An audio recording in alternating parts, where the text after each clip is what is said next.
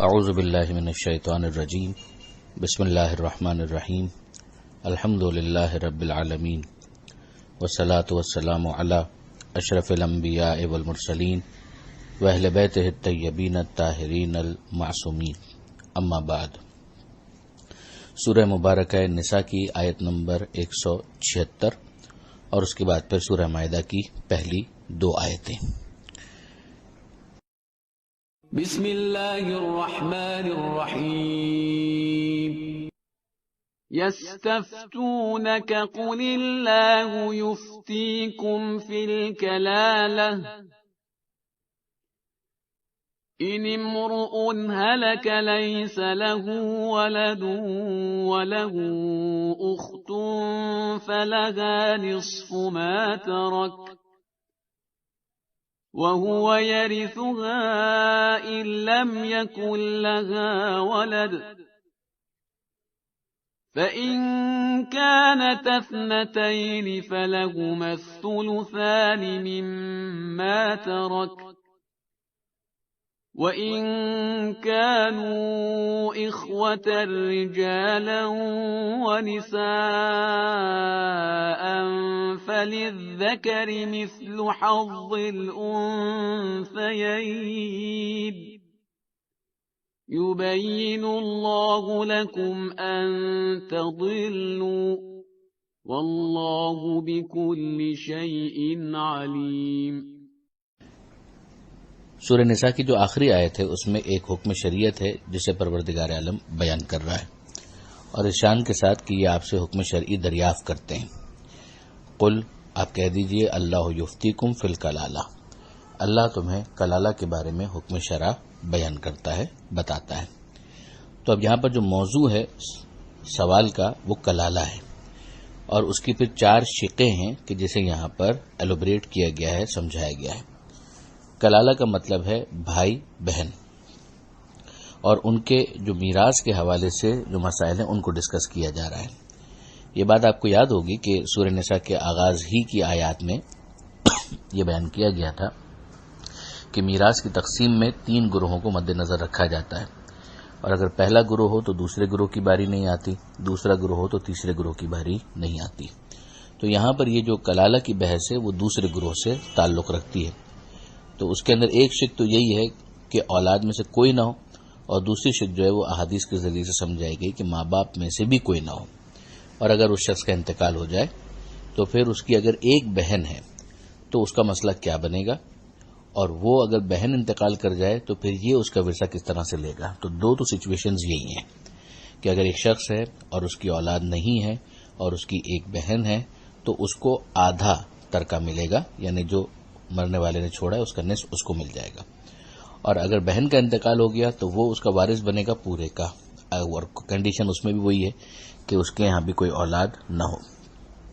اور اگر 2 بہنیں ہیں تو پھر ان دونوں کو 2/3 ملے گا، یعنی 2/3 ملے گا اس بھائی کے ورثے میں سے۔ اور اگر اس طرح سے معاملہ ہے کہ بہن بھائی دونوں ہیں اور مرد بھی ہیں عورتیں بھی ہیں تو پھر اس کے بعد فللذکر مثل حظ الانثیین، کہ لڑکوں کا حصہ دگنا ہوگا لڑکیوں کے مقابلے میں، یعنی بہنوں کا حصہ آدھا ہوگا اور بھائیوں کا حصہ ڈبل ہوگا۔ یبین اللہ لکم ان تضلوا، اب یہ 4 کیسز بیان کرنے کے بعد پروردگار عالم یہ ارشاد فرماتا ہے کہ اللہ تمہارے لیے بیان کرتا ہے، صاف صاف بیان کرتا ہے کہ تم گمراہ نہ ہو جاؤ۔ واللہ بکل شیء علیم، اور اللہ ہر چیز کا علم رکھتا ہے۔ سوال یہ ذہن میں آتا ہے جو بالکل ویلڈ سوال ہے کہ کلالہ ہی کے عنوان سے اس سورہ کے آغاز کی آیات میں جہاں پروردگار عالم نے میراث کو ڈسکس کیا تھا وہاں پر ایک مسئلہ بیان کیا تھا جو اس سے مختلف تھا، اور یہاں پر یہ جو سچویشنز بیان کی گئی ہیں وہ مختلف ہیں۔ تو ان دونوں کو ریکنسائل کیسے کیا جائے گا؟ لفظ وہاں پر بھی کلالہ ہے اور لفظ یہاں پر بھی کلالہ ہے۔ اسی کو علماء کرام نے احادیث کی روشنی میں سمجھایا ہے کہ وہاں پر جو مسئلہ بیان ہوا وہ کلالۃ الام کا تھا، یعنی میت کے وہ بھائی بہن جن کی ماں ایک ہے اور باپ مختلف ہے، ان کا یہ حکم جو آغاز میں بیان ہوا تھا کہ اگر ایک ہو تو چھٹا حصہ اور ایک سے زیادہ ہو تو تیسرا حصہ۔ اور اب یہاں جو حکم بیان ہو رہا ہے وہ کلالۃ الابوین اور کلالۃ الاب کا ہے، یعنی سگے بھائی بہن جو ایک ماں باپ کے ہیں یا ایسے ہیں کہ جن کا کم سے کم باپ ایک ہی ہے مگر مائیں مختلف ہیں، کہ اگر سگے بھائی بہن کی موجودگی میں تو ان کو میراث ملتی ہی نہیں، لیکن اگر سگے نہ ہوں تو یہ ان کے قائم مقام ہو جاتے ہیں، یعنی ان کی جگہ پر ان کو حق ملتا ہے، تو جو ان کا حق ہوگا وہ ان کو مل جائے گا۔ اور اب ان کا یہ حکم یہاں پر بیان کیا جا رہا ہے کہ اگر ایک بہن ہو تو آدھا، ایک سے زیادہ بہنیں ہوں تو ثلثین، اور اگر ایک یا کئی بھائی ہوں تو کل متروکہ، اور اگر بھائی بہن مخلوط ہوں تو بھائی کو دوہرا اور بہن کو سنگل۔ یہ ان بھائی بہنوں کا حکم ہے۔ علامہ سید علی نقوی صاحب کا ایک بہت اچھا تبصرہ ہے، فرماتے ہیں کہ یہ تفصیل فقہ اسلامی میں متفق علیہ ہے، مگر سوال یہ ہے کہ یہ تفصیل کہاں سے معلوم ہوئی؟ قرآن مجید میں تو دونوں جگہ کلالہ کی لفظ ہے۔ اس سے صاف ظاہر ہے کہ ماخذ احکام یعنی احکام کو ڈرائیو کرنے کی جو سورسز ہیں اس کے لیے قرآن اکیلا نہیں اتارا گیا، بلکہ قرآن کے ساتھ تفصیلات کے بیان کرنے کے لیے ایک دوسرے ترجمان کو مقرر کیا گیا تھا۔ پھر اگر آپ اس ترجمان کو چھوڑ کر تنہا قرآن کو کافی سمجھ لیں گے تو صحیح تعلیمات اسلام کہاں حاصل ہو سکتے ہیں؟ یہ بہت عمدہ تبصرہ ہے اور اس کیس کے اندر پوری طریقے سے ویلڈ بھی ہے۔ یہیں سے ہمیں آخری جو جملہ ہے اس کی بھی سمجھ آ جاتی ہے کہ یہ پروردگار نے جو یہ کہا کہ خدا تمہارے لیے صاف صاف بیان کر دیتا ہے کہ تم گمراہ نہ ہو جاؤ، جبکہ اللہ کو ہر چیز کا علم بھی ہے، تو صاف صاف بیان کیا کیا گیا؟ یہی بیان کیا گیا کہ احکام کو سمجھنے کے لیے فقط قرآن مجید پر انحصار درست نہیں ہوگا، ورنہ یہاں پر بھی لفظ کلالہ ہے، پیچھے بھی کلالہ کا لفظ آ چکا ہے، تم دیکھ لو کہ تم کس طریقے سے اس کو انٹرپریٹ کرو گے۔ پیغمبر اکرم صلی اللہ علیہ وآلہ وسلم صرف معاذ اللہ ایک پوسٹ مین کی طرح سے نہیں بھیجے گئے تھے کہ پیغام دیا اور اس کے علاوہ ان کی کوئی ذمہ داری نہ ہو، اس کو ایلوبریٹ کرنا اور خدا ہی کی طرف سے ایلوبریٹ کرنا، یہ پیغمبر اکرم صلی اللہ علیہ وآلہ وسلم کے ذمہ تھا، اور اسی لیے پیغمبر اکرم نے اپنے بعد بھی قرآن کے ساتھ اہل بیت کو چھوڑا کہ ان دونوں سے اگر متمسک رہو گے تو ہرگز گمراہ نہ ہوں گے، جس کو حدیث ثقلین کہا جاتا ہے، اور صحیح مسلم کے اندر بھی وہ موجود ہے۔ ایک اور بات جو یہاں پر غور طلب ہے وہ یہ کہ اگر آپ ربط کے اعتبار سے دیکھیں تو جو پچھلی آیتیں تھیں ان کے ساتھ اس آیت کا کوئی ربط نظر نہیں آتا، اس لیے کہ پیچھے جو گفتگو ہو رہی تھی وہ عیسائیوں کی رد میں تھی، حضرت عیسیٰ علیہ السلام کے اللہ کے بیٹے ہونے کے حوالے سے جو ان کے تصورات تھے ان کو انویلڈ کیا جا رہا تھا اور اس کی مذمت کی جا رہی تھی۔ اب یہاں پر ایک دم میراث کا مسئلہ بیان کر دیا گیا۔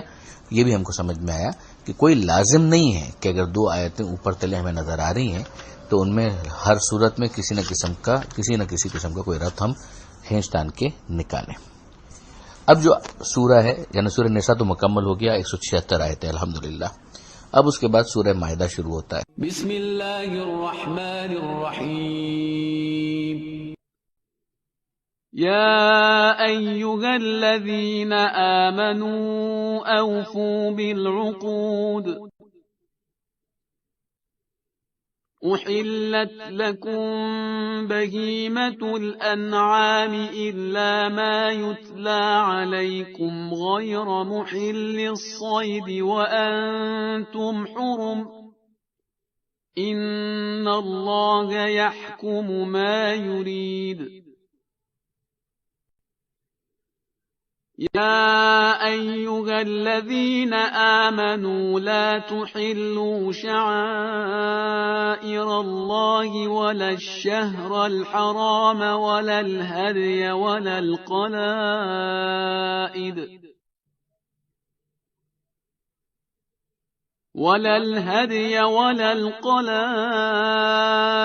ولا آمین البیت الحرام یبتغون فضلا من ربهم ورضوانا وَإِذَا حَلَلْتُمْ فَاصْطَادُوا وَلَا يَجْرِمَنَّكُمْ شَنَآنُ قَوْمٍ أَن صَدُّوكُمْ عَنِ الْمَسْجِدِ الْحَرَامِ أَن تَعْتَدُوا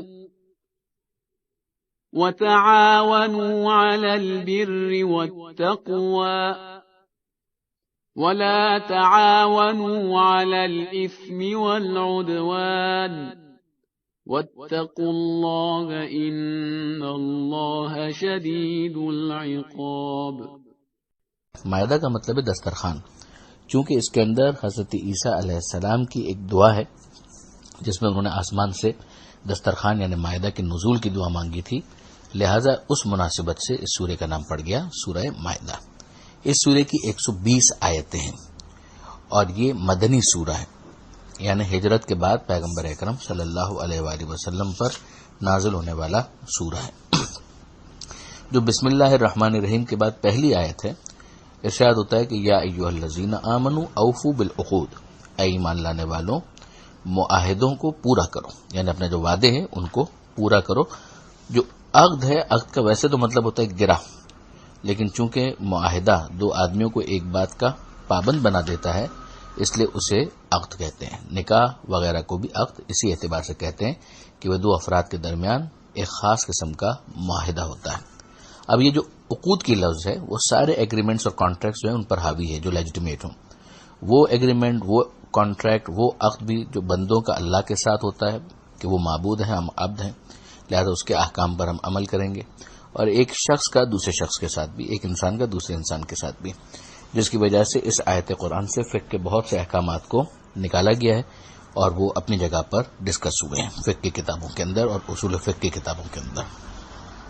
اور اسی سے ایک نتیجہ یہ بھی نکالا گیا ہے کہ فطری طور پر معاہدے کا بنیادی تقاضا یہ ہے کہ اس کی پابندی ضروری ہے اور انسان کو اس کی مخالفت کی اجازت نہیں ہے۔ اب اگر آپ دیکھیں تو یہ جملہ بھی اپنی جگہ پر مستقل ہے یہاں تک، مگر یہاں پر آیت کو مکمل نہیں کیا گیا، اور اس کے بعد کا جو جملہ ہے اس کو بھی ملا کر پھر ایک آیت شمار کیا گیا۔ یہ باتیں سمجھنا بہت ضروری ہے تاکہ کسی قسم کی کوئی کنفیوژن نہ ہو۔ ارشاد ہوتا ہے کہ احلت لکم بہیمۃ الانعام، کہ تمہارے لیے چوپائے کی قسم کے جو مویشی ہوتے ہیں وہ تمہارے لیے عموماً حلال کر دیے گئے ہیں۔ اب ظاہر ہے کہ عمومی طور پر اس کے ذریعے سے گوشت خوری یا گوشت سے استفادے کے حوالے سے جو اسلام کا موقف ہے اس کو بیان کر دیا گیا کہ یہ تمہارے لیے حلال ہے۔ الا ما یتلی علیکم، مگر وہ جو تمہارے لیے بیان کر دیے جائیں گے وہ ایکسیپشنز ہوں گے اور ان کے ذریعے سمجھ میں آ جائے گا کہ یہ ساری چیزیں حرام ہیں۔ غیر محل الصید وانتم حرم، مگر تم حلال نہ سمجھ لینا شکار کو جبکہ تم حالت احرام میں ہو۔ اب ایک انسان عمرے پر گیا ہے، حج پر گیا ہے اور حالت احرام میں ہے تو اگرچہ وہ چوپائے عام حالات کے اندر اس کے لیے حلال ہوتے اگر ان کو دوسری شرائط کے ساتھ ذبح کر لیا جاتا، لیکن حالت احرام کی وجہ سے ایک الگ حکم آ گیا کہ انسان احرام کی پابندیوں کی وجہ سے نہ شکار کر سکتا ہے اور اگر شکار کیا ہوا گوشت ہے تو اس سے استفادہ بھی نہیں کر سکتا۔ ان اللہ یحکم ما یرید، اللہ تمہیں حکم دیتا ہے جیسا وہ چاہتا ہے۔ اگلی آیت جو دوسری آیت ہے اس میں ارشاد ہوتا ہے یا ایھا الذین آمنوا، اے ایمان لانے والوں لا تحلوا شعائر اللہ، شاعر خدا کی حرمت کو برباد نہ کرو، یعنی وہ جو اللہ کی نشانیاں ہیں، جیسے کہ ہم سورہ بقرہ میں پڑھ چکے ہیں کہ ان الصفا والمروہ من شعائر اللہ، کہ یقیناً صفا اور مروہ جو ہیں اللہ کے شعائر میں سے ہیں، اللہ کی نشانیوں میں سے ہیں، جن کے ذریعے سے انسان کو خدا کی یاد کی طرف متوجہ کیا گیا ہے، اس لیے کہ اس کے پیچھے ایک داستان جڑی ہوئی ہے۔ اسی طرح سے ہم سورہ حج میں دیکھیں گے کہ والبدن جعلناها لکم من شعائر اللہ، کہ اللہ نے جو قربانی کا جانور ہوتا ہے، اونٹ ہوتا ہے، اس کو بھی شاعر اللہ میں شمار کیا ہے کہ اس کے ذریعے سے اللہ کی یاد دلائی گئی ہے۔ تو یہاں پر کہا جا رہا ہے کہ تم شاعر خدا کی حرمت کو برباد نہ کرو۔ ولا الشہر الحرام، اسی طرح سے جو محترم مہینے ان کی حرمت کو بھی برباد نہ کرو۔ ولا الہدی، نہ قربانی کے جانور کی، ولا القلائد، اور نہ ہی ان جانوروں کی کہ جن کے گلے میں پٹے ڈالے ہوئے ہیں۔ اب یہ سارے کے سارے جو شاعر اللہ کے کچھ مصادیق ہیں ان کو سمجھا دیا گیا کہ وہ جو جانور ذبح ہو جائے گا تو اسی کا گوشت جو ہے وہ ہدی قرار پائے گا، اور وہ جس کے گلے میں پٹا ڈال دیا گیا ہے گویا آمادہ کر دیا گیا ہے کہ یہ قربانی کا جانور ہے جس کو قربان کیا جانا ہے۔ یہیں سے انسان کے ذہن کو بلندی عطا کی گئی کہ ذرا دیکھو کہ ایک تو عمومی ہم نے حکم بتا دیا کہ شاعر خدا کی حرمت کو پامال مت کرو، مہینوں کا ذکر آ گیا، جانوروں کا ذکر آ گیا، تو کیا انسان اس سے خارج ہوں گے؟ ایک تو کامن سینس کا معاملہ تھا اور ساتھ ہی ساتھ پھر پروردگار عالم نے ذکر بھی کر دیا کہ ولا آمین البیت الحرام، اور اسی طرح سے وہ افراد کہ جو رخ کیے ہوئے ہیں بیت الحرام کی جانب، خانہ کعبہ کی جانب، یبتغون فضلا من ربہم ورضوانا، جو اپنے رب کے فضل کی تلاش میں ہیں اور اللہ کی رضا کی تلاش میں ہیں۔ اب یہاں سے ہمیں اندازہ ہو جاتا ہے کہ جب وہ جانور جو بغرض قربانی لے جائے جا رہے ہیں شاعر الہیہ ہے تو وہ انسان کیوں کر قابل حرمت نہ ہوں گے جو رضا الہی کے راستے پر ہیں۔ چنانچہ وضاحت کے ساتھ ان جانوروں کے تذکرے کے بعد ان انسانوں کا بھی ذکر کر دیا گیا۔ اب اگر ان جانوروں کا احترام مطلوب پروردگار ہے تو ان انسانوں کی تعظیم و تکریم جو اپنی پوری زندگی راہ خدا میں صرف کر دیں اور آخر میں اس کی راہ میں نثار ہو جائیں، یہ ظاہر ہے کہ داخل شرک نہیں ہوگا بلکہ داخل تعظیم شاعر پروردگار ہوگا۔ اسی سے امام حسین علیہ السلام کی وہ عظمت بھی ہمارے سامنے آ جاتی ہے کہ جب وہ مدینہ منورہ سے نکلے تھے اور خانہ کعبہ کی طرف آئے تھے، مگر فرزند رسول کو خانہ کعبہ کے پاس بھی، جو کہ وہ جگہ ہے کہ جو امن و امان کی جگہ ہے اور جس کی حرمت بتائی گئی ہے، مگر ہم جانتے ہیں کہ دشمنوں نے اور یزیدی افواج نے حاجیوں کے بیس میں قتل کے منصوبے بنائے اور امام حسین علیہ السلام حرم کی حرمت کو بچانے کے لیے مکہ معظمہ اور حرم سے باہر تشریف لے گئے اور بالآخر کربلا میں ان کی شہادت ہوئی۔ پروردگار عالم فرماتا ہے کہ ان کی حرمت کو بھی ضائع نہ کیا جائے۔ وَإِذَا حَلَلْتُمْ فَاصْطَادُوا، اور جب تم احرام کی حالت سے باہر آ جاؤ تو اب تم شکار کر سکتے ہو۔ اب یہ ظاہر ہے کہ اس پچھلے حکم کی کچھ وضاحت آ رہی ہے کہ جو احرام کی حالت میں تمہارے اوپر شکار کی پابندی تھی وہ پابندی ختم ہو جائے گی۔ آگے مزید سمجھایا جا رہا ہے کہ وَلَا يَجْرِمَنَّكُمْ شَنَآنُ قَوْمٍ أَن صَدُّوكُمْ عَنِ الْمَسْجِدِ الْحَرَامِ أَن تَعْتَدُوا، کسی قوم کی دشمنی تمہیں اس بات پر آمادہ نہ کرے کہ تم ان کے ساتھ زیادتی کرو۔ اگر دشمنی ہے اور لیجیٹیمیٹ دشمنی بھی ہے کہ مثلا انہوں نے تمہارا راستہ روک لیا تھا مسجد حرام کے تک پہنچنے کے لیے، تو بھی تمہیں اس بات کی اجازت نہیں ہے کہ تم ان کے اوپر ظلم کرو۔ ظلم کو خدا پسند نہیں کرتا، یہ ہے اسلام کی پالیسی۔ وَتَعَاوَنُوا عَلَى الْبِرِّ وَالتَّقْوَىٰ، نیکی اور تقوی کے کاموں میں ایک دوسرے کی مدد کرو۔ وَلَا تَعَاوَنُوا عَلَى الْإِثْمِ وَالْعُدْوَانِ، اور جو گناہ کے کام ہیں، ظلم کے کام ہیں، ان میں ایک دوسرے کا ساتھ نہ دو۔ ان آیتوں کے اوپر بھی بہت ٹھنڈے دل سے غور کرنے کی ضرورت ہے۔ وَاتَّقُوا اللَّهَ، اللہ کا تقوی اختیار کرو۔ ان اللہ شدید العقاب، یقیناً اللہ بہت سخت سزا دینے والا ہے۔ پروردگار عالم سے دعا ہے قرآن مجید سمجھنے اور اس پر عمل کرنے کی توفیق عطا فرما، اور وارث قرآن امام زمانہ کے ظہور میں تاجیل فرما۔ وآخر دعوانا ان الحمد للہ رب العالمین، والسلام علیکم ورحمۃ اللہ وبرکاتہ۔